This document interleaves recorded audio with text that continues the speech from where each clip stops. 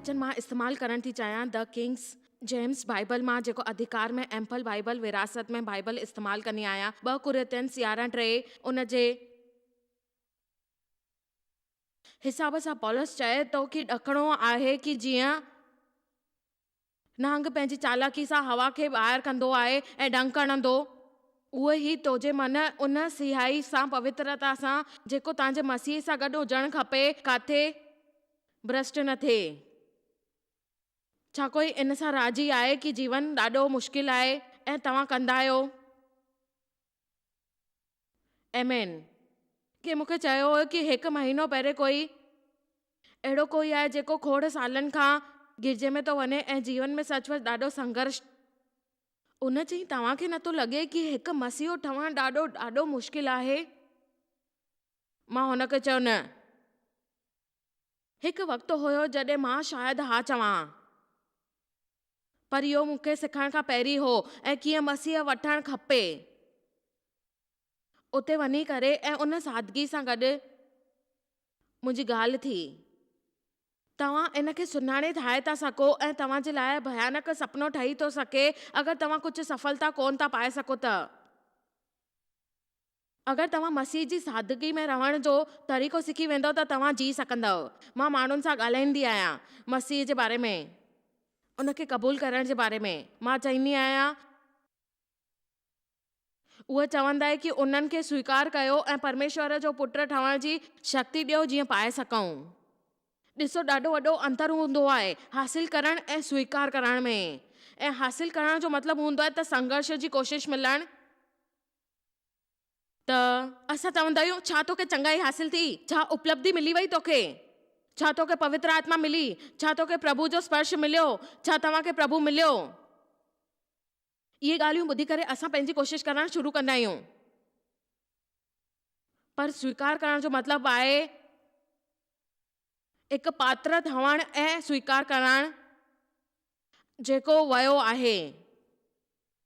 मूंखे इहो जाम वणंदो आहे।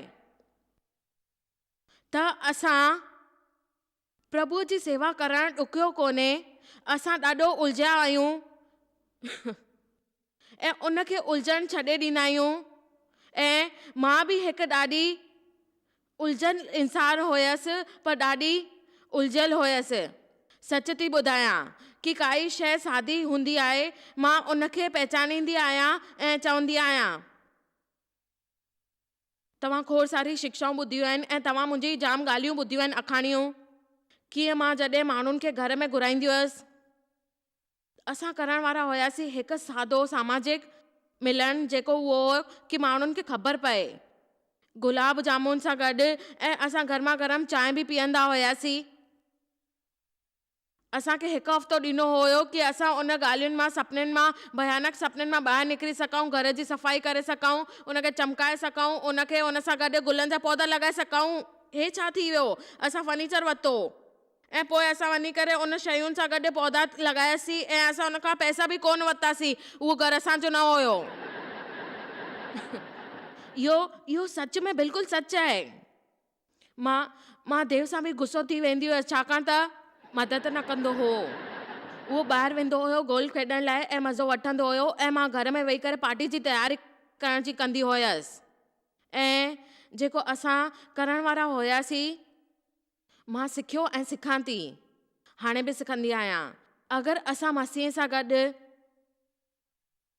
पंहिंजी चाल खे उलझन ॾींदासीं त उहो कमु न थींदो। त लुक 18:17 असांखे ॿुधाईंदो आहे, कयो इहो सच आहे, मां तोसां सच थो ॻाल्हाए, जेको बि प्रभु जे राज्य खे ॿार खे नई ग्रहण कोन कंदो आहे, उन ॿार वांगुरु, हिकु नंढे ॿार वांगुरु असांखे इहो वचन यादि करणो आहे। हिकु नंढे ॿार जी, हाणे ॾिसो वचन छा थो चए, लिखियलु आहे, उहो हिन में कॾहिं प्रवेश कोन कंदो करे सघंदो। मां तोखे सच थो चवां कि जेको बि प्रभु जे राज्य खे नई ॿार सां ग्रहण कोन कंदो, उन में मां कॾहिं बि प्रवेश कोन करे थो सघां। मूंखे इहो विश्वास कोन्हे कि इन जो मतिलबु इहो आहे कि तव्हां उलझन में हुजो ऐं तव्हां स्वर्ग में कोन था वञी सघो, पर मूंखे विश्वास आहे कि इन जो मतिलबु इहो आहे त तव्हां जीवन जे राज्य में जीवन खे उन इकलौते सां तरीक़े सां तव्हां उन राज्य में प्रवेश कयो जीअं तव्हां उन में करे था सघो ऐं इन मां नंढे ॿार वांगुरु निकिरो। नंढे ॿार वांगुरु तव्हां सुठी ॻाल्हि कयो, जंहिंजी अखियूं जाम सुठियूं आहिनि।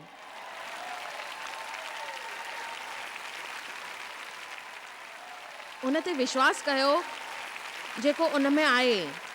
इन करे मसीह जी जीवन सादगी सचपच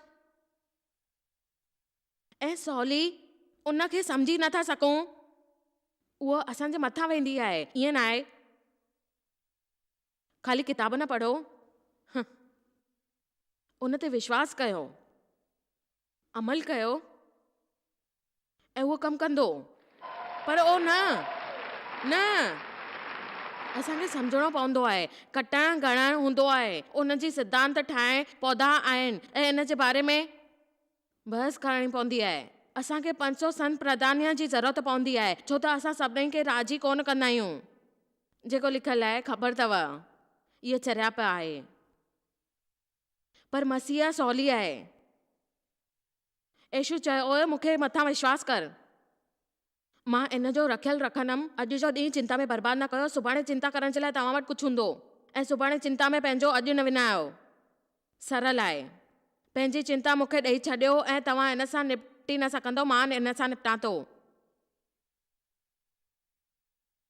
उमिरि वधण जा कुझु फ़ाइदा बि हूंदा आहिनि। असल में थोरी उमिरि ॿुधणु थींदो आहे, ख़बर अथव तव्हां ॿुधो था, मां ॿुधी आहियां ऐं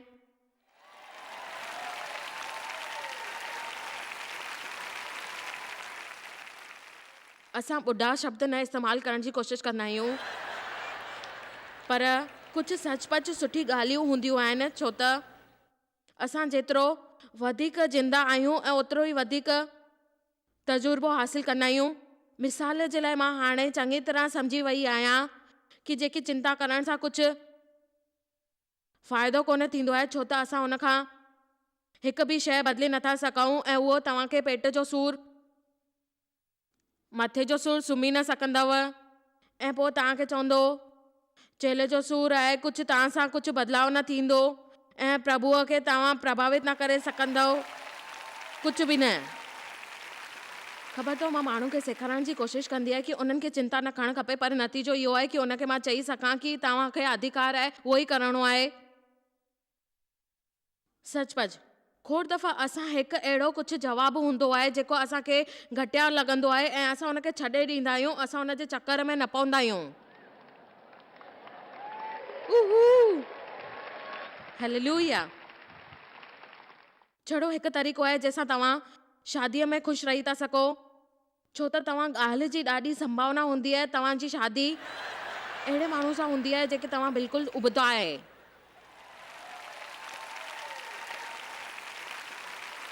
हा, ॾिसो मां तव्हांखे अहिड़ो साथी थो ॾियां जेको तव्हां सां बिल्कुलु उबतो आहे। उमेद थो कयां कि तव्हां प्यारु कंदव।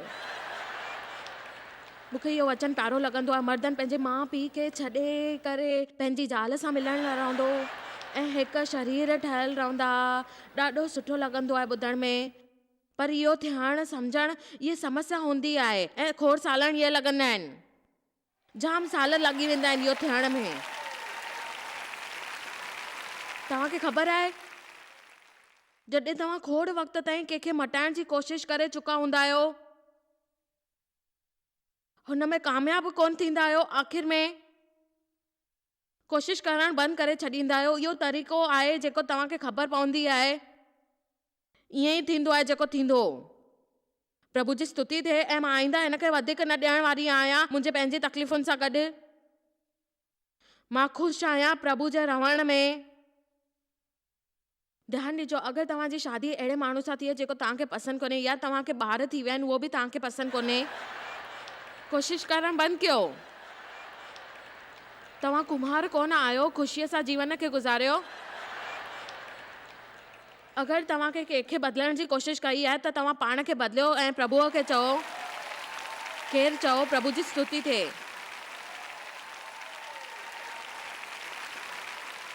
त हिकु ॻाल्हि बि हिकु नंढी सरल मिसाल आहिनि, असां मसीह में केतिरो बहितर थी था सघूं ऐं सरल ठही था सघूं मसीह में। मसीह खे मुश्किल कोन ठाहिणु खपे। उन जे प्रति असांजो हमेशा सही रुख हुजे। तव्हांखे प्रभु जे वचन ते विश्वास करणो आहे। मां इन हफ़्ते इन जे बारे में खोड़ कुझु चवण वारी आहियां, इन करे सुठो थींदो कि तव्हां फ़ैसिलो कयो। इन मां बोर कोन थींदव ऐं छा तव्हां इहो ॿुधणु चाहींदव? वचन वचन वचन वचन वचन वचन वचन ख़ैर तव्हां इन जे बारे में वधीक ॿुधंदव, छो त असां सां गॾु ईअं थींदो आहे कि खोड़ दफ़ा असां कोई शइ अहिड़ो ॿुधंदा आहियूं, उन जे तर्क ध्यानु ॾींदा आहियूं। खोड़ दफ़ा अहिड़ी ॻाल्हियूं थींदियूं आहिनि जेके असांखे ॿुधणु ॾाढी ज़रूरी हूंदियूं आहिनि, ऐं छो त उन जे करे असांखे ख़बर पवंदी आहे छा सही आहे छा ग़लति। वचन जो अध्ययन करणु खपे। असां इन जे बारे में सुभाणे वधीक ॻाल्हाईंदासीं। मां छड़ो तव्हांखे प्रभु जे वचन सां जुड़ियल चवां थी। तव्हां पंहिंजी भावनाउनि खे वधीक इन ते विश्वास कयो। मां तव्हां खां कुझु पुछां, छा तव्हां बाइबल जे प्रभुअ ते विश्वास कंदव, या तव्हां पंहिंजी भावनाउनि खे पंहिंजे लाइ प्रभु ठाहींदव ऐं हुन जे अॻियां गोॾा टेकींदव? तव्हांखे पंहिंजे वीचारनि खां वधीक उन ते विश्वास करणु खपे। तव्हांजा वीचार प्रभु सां सहमत कोन थींदा त तव्हांजा वीचार ग़लति आहिनि। तव्हांखे माण्हुनि जी ॻाल्हियुनि सां वधीक उन जे मथां विश्वास करणु खपे। मने वठो माण्हू तव्हांखे बुरो था चवनि, मुंहिंजो पीउ मूंखे 40 सालनि ताईं चवंदो रहियो कि तूं कहिड़े कम जो कोन्हे। उहे ग़लति हुयो। सीधी सी ॻाल्हि आहे। आईंदा तव्हांखे ज़रूरत कोन्हे इन जे बारे में तव्हां पंहिंजे मथां ख़राबु शइ वठो। उहो जेको चई त हुन चई, तव्हां ग़लति न हुयव। प्रभु सही आहे। हालेलुया, इहा सही ॻाल्हि आहे। मूंखे महसूसु थींदो आहे, ठीकु आहे, उनखे विसारे छॾियो। हिन में कोई शक कोन्हे कि भावनाउनि जी ज़रूरत हूंदी आहे, पर तव्हांखे उन जे साम्हूं गोॾा न टेकणा आहिनि। मां मज़ाक जी ॻाल्हियूं नथी कयां, मां तव्हांखे सच थी ॿुधायां।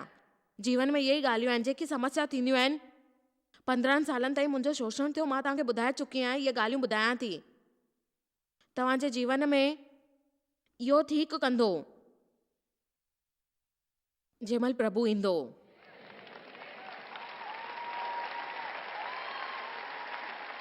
तव्हांजो जीवन स्वास्थ्य कंदो।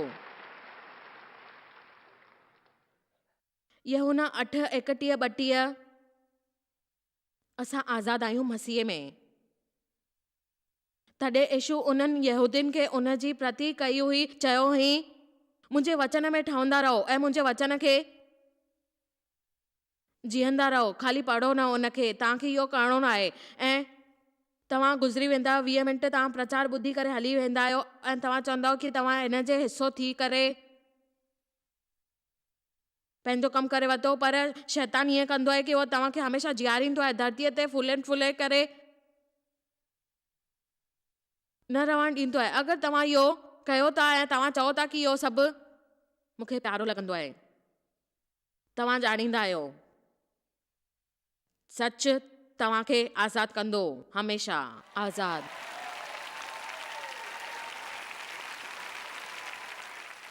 इन खां सुठो छा थींदो? वचन 36 त अगरि पुट तोखे आज़ादु कंदो, तोखे आज़ादु इंसान ठाहींदो ऐं तव्हां सचपच इहो शक न करे सघंदव कि तव्हां आज़ादु कीअं थियो आहे। तव्हां ईअं छो कयो? मां आज़ादु आहियां, पर मुंहिंजे जीवन में हे सभु छो आहे? ठीकु आहे, ख़बर अथव छो इहो सभु आहे? तव्हांखे महसूसु थींदो आहे तव्हां विश्वास न कंदा आहियो। इहो अहिड़ो सरल नथो थी सघे। इहो ॾिसो, मां सलाह जे ख़िलाफ़ कोन आहियां, पर तव्हांखे सलाह जी ज़रूरत महसूसु थिए, पर कंहिंजो जीवन ॾिसां कि उहो पंहिंजे भले लाइ सॼो जीवन विञाए थो सघे। तव्हांखे इहो न करिणो आहे। तव्हां आज़ादु थी था सघो, आज़ादु। अगरि तव्हांखे ज़रूरत हुजे थोरी सलाह वठो, पर उन खां पोइ अॻियां वधो ऐं प्रभुअ सां ॻाल्हायो। पंहिंजो सॼो ॾींहुं जेकी बि ॻाल्हि आहे तव्हां प्रार्थना कयो। हमेशह प्रार्थना जे लाइ तव्हां वक़्तु कढो ऐं घणा दफ़ा पंहिंजो प्रार्थना करे तव्हां पूरी ॻाल्हि ॿुधायो। पाण खे पीरियड सम्झी करे पंहिंजी सोच खे न विञायो।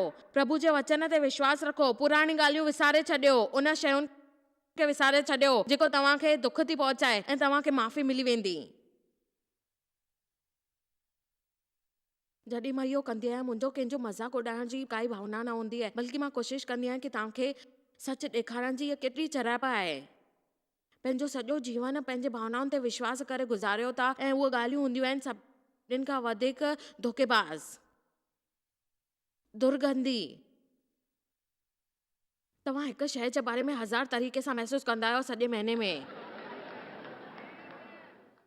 हिन शहरनि में हज़ारे माण्हू आहिनि जे इन सभा में अचण लाइ शुरू सां ई पंहिंजी योजना ठाहे छॾी हुई ऐं उहा पंहिंजी, मूंखे नथो लॻे, मुंहिंजी इच्छा कोन्हे प्रभु उन जे बारे में कुझु सुठो सोचियो हो। उहे शायदि अहिड़ा माण्हू आहिनि जेके हर वक़्तु जीवन खे नसीब जे बारे में बदनसीब चवंदा आहिनि ऐं शिकायतूं पिया कंदा आहिनि, शिकायतूं, पर उन्हनि जी अचण जी इच्छा कोन हुई। पंहिंजो वाइदो पूरो नथा कयो, पंहिंजी जिब ते तव्हां टिकियल कोन रहंदा आहियो, उहो नालो लिखंदा आहियो जॾहिं अचण जे वक़्तु ईंदा आहियो। मूंखे महसूसु नथो थिए, उन जी अचण जी इच्छा कोन हुई। मुंहिंजो बि शरीर हिन हफ़्ते में अचण जी इच्छा कोन कंदो हुयो, पर मां छा पई चवां। पर यादि रखो, तव्हां ख़ाली हिकु इंसान ठही वञो पंहिंजो वाइदो पूरो करण लाइ, पोइ ॾिसो प्रभु तव्हांखे कीअं आसीस थो करे। आमीन। असां पंहिंजी भावनाउनि जे ज़रिए नथा जी सघूं। अगरि तव्हां आज़ादु आहियो, जॾहिं तव्हांखे चवणो आहे मसीह में आज़ादु आहियो, त तव्हांखे कहिड़ी बि शइ खां कंहिंजे लाइ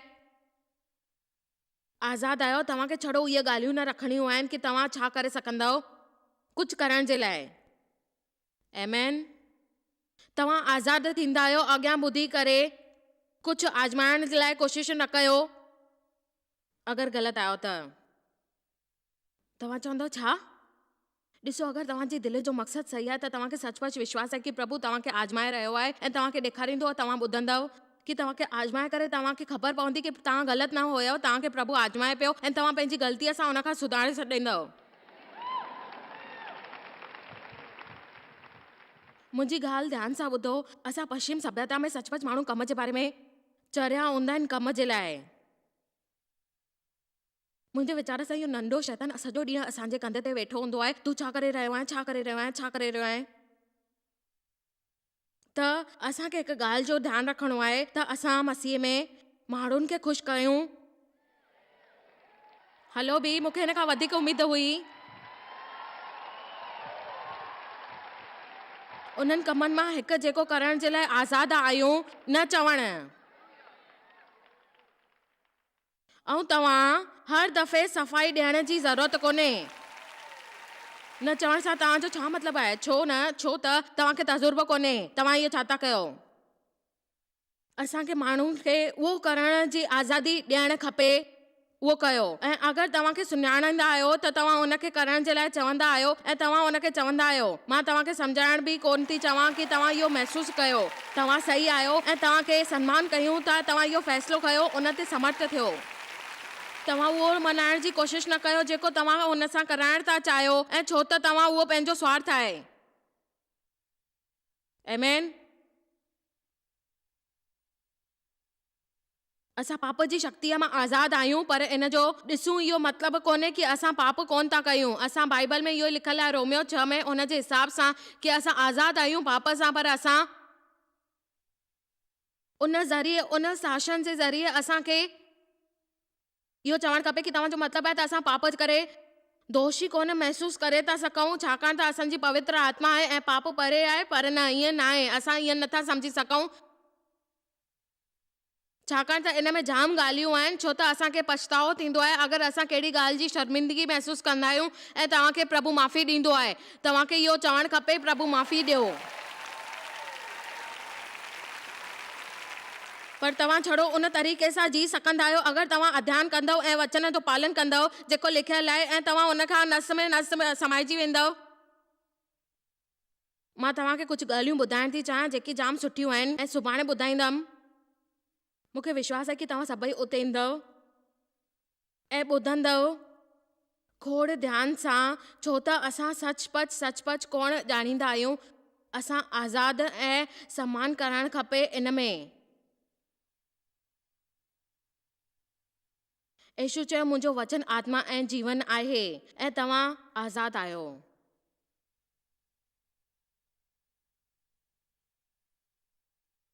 तव्हां इंसान जे डप सां आज़ादु आहियो, तव्हां तनाशाही सां आज़ादु आहियो, उन जी स्वीकारी हुन खां पोइ आकरण जेकी ग़लति सां। मुंहिंजी ॻाल्हि यादि रखो, जॾहिं तव्हां ओहिड़ो कुझु कंदा आहियो जीअं मां कंदी आहियां, प्रचार थियणु ज़रूरी कोन्हे, उहो खोड़ सारा कम थींदा आहिनि। ऐं जॾहिं तव्हां अहिड़ो कुझु कंदा आहियो ऐं तव्हांखे अलॻि हूंदो आहे, ख़बर अथव मां कोन आहियां हिकु सामान्य माई, पर हिन जो मतिलबु कोन्हे तव्हां देव खे पंहिंजो हथ मथे कंदे ॾिठो, उहो ई तव्हां बि एतिरा सामान्य मनुष्य न आहियो। तव्हां मूंसां शादी करे सहन नथा करे सघो। सामान्य माई केरु हूंदी आहे? मुंहिंजो मतिलबु शैतान सालनि ताईं मूंखे हिन सवाल खां परेशान कंदो रहियो, तूं सामान्य कोन्हे, सामान्य कोन्हे, सामान्य कोन्हे, सामान्य कोन्हे। मां हिकु साल ताईं इहा सामान्य माई ठहण जी कोशिशि कई। मां बगीचे में कुझु उगाइण जी कोशिशि कई ऐं मां पंहिंजे घोट जा कपिड़ा सिबण जी कोशिशि कई ऐं सचमुच ॾाढी दुखी हुयमि। मूंखे सिलाई मशीन सां नफ़रत आहे ऐं मां सिखियो उहो जेको दुनिया जे हिसाब सां सामान्य थींदो आहे, कमु कोन कंदी आयमि।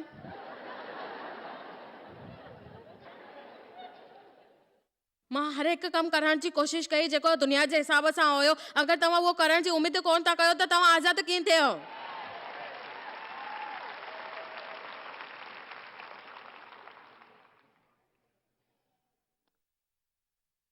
तव्हां आज़ादु आहियो, जीवन जो मज़ो वठो, आज़ादु थी करे प्रभु जो मज़ो वठो, आज़ादु थी करे पंहिंजे पाण जो मज़ो वठो।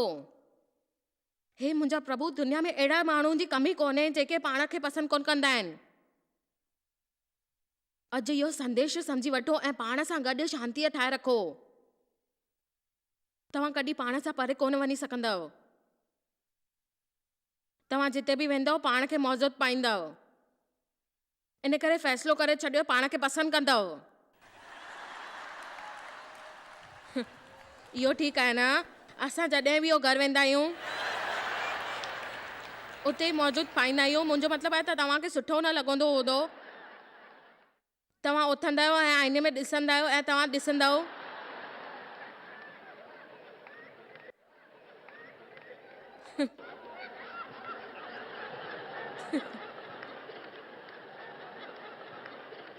केतिरो सुठो हूंदो आहे न पाण खे पसंदि करणु, पाण खे क़दर करणु, पाण खे स्वार्थी न बल्कि हिकु संतुलित तरीक़े सां प्रेम करणु ऐं आज़ादु थियणु, पाण सां नफ़रत न करणु, पाण खे ठुकराइणु न, पंहिंजे मथां शक न करणु।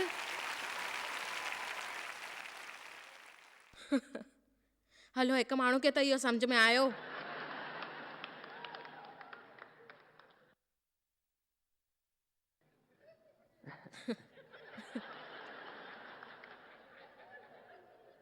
कुझु वक़्त खां मुंहिंजे मथां खिलण जी आत्मा भावना कोन हुई। मूंखे हुन सां हाणे आपत्ति कोन्हे। थोरो सोचियो हिन बारे में। प्रभु सां संतान थी करे पंहिंजे हर हिकु स्तर सां दयनीय तरीक़े सां हेठि आहियूं। छा इन किताब में अहिड़ो कुझु बि लिखियलु आहे जेको तव्हांखे चवणो आहे? पाण सां नफ़रत कयो ऐं पाण सां विरोध कयो, पाण सां नफ़रत करे नापसंद कयो। बाइबल जे हिसाब सां प्रभु तव्हांखे पाण पंहिंजे हथनि सां तव्हांजे पेट मां हिकु पहचानींदी आहियां कि अद्भुत तरीक़े सां ठाहो। ऐं दाऊद जी जेकी हिकामत हुई उन न ॾिनी ऐं पर उन ॻाल्हि कई कि प्रभु सां छा ठहण जे लाइ ठाहे थो। उन खां पोइ उहो चयईं कि प्रभु तव्हां सां कमु ॾाढा तकलीफ़ ऐं तरक़ी लाइक़ु हूंदा आहिनि। सम्झी वरितो आहे? मुंहिंजो मतिलबु आहे उहो सभु चवण खां पोइ उन चयईं कि साण ई साण आमेन। मूंखे बि अख़बारनि क्रूज़ ते चढ़ाए छॾियो हुयो, मंच ते बीही करे इहो चवण जे लाइ मां पाण खे पसंदि कंदी आहियां कि इन लेख छपियो।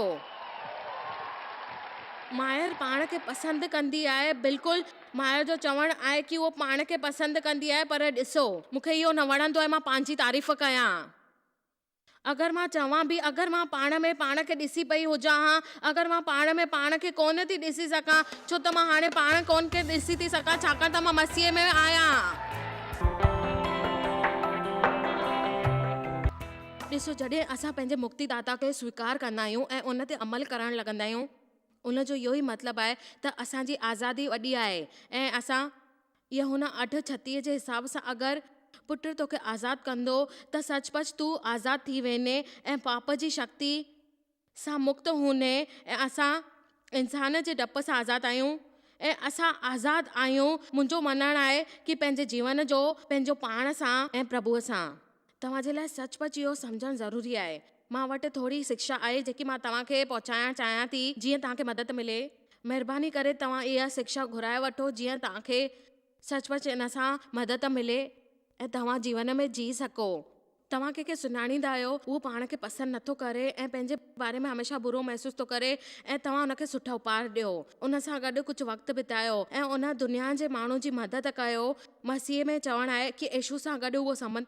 महिरबानी करे ॾिसंदा रहो। इहो सॼी जानकारी लिखी वठो, असांखे फ़ोन कयो, असांजी वेबसाइट ते अचो, कोई क़दम खणो, पंहिंजे हिसे जो कमु कयो ऐं जीवन बहितर थींदो। प्रभु जो अनुग्रह थिए, तव्हांजो ॾींहुं सुठो हुजे। तव्हां खे शायदि ख़बर कान्हे तव्हां जॉयस मेयर मिनिस्ट्री लाइ केतिरा महत्वपूर्ण आहियो। असां तव्हांजी क़दुरु कयूं था ऐं पंहिंजे दोस्तनि ऐं भागीदारनि खे धन्यवाद करियूं था जंहिं जे करे दुनिया भर में सेवा करणु मुमकिन थियो आहे। असां मिली करे बुखियनि खे खाराईंदा आहियूं, ग़रीबनि खे कपड़ा ॾींदा आहियूं ऐं देश खे हिकु शुभ संदेश ॾेई रहिया आहियूं। महिरबानी करे अॼु ई jmmindia.org ते असां खां संपर्क कयो। प्रार्थना जे लाइ, विनती करण जे लाइ, असांजे संसाधनों जे बारे में ऐं वैदिक ख़बर वास्ते, जॉयस जी सभाउनि जो वक़्तु ॾिसण वास्ते, असांजा भागीदार ठहण वास्ते, जीअं असीं सॼी दुनिया में मसीह जो प्रेम विरायूं। हाणे ॾिठल प्रोग्राम जा प्रायोजक हुया जॉयस मायर मिनिस्ट्रीज़ जा दोस्त ऐं भागीदार।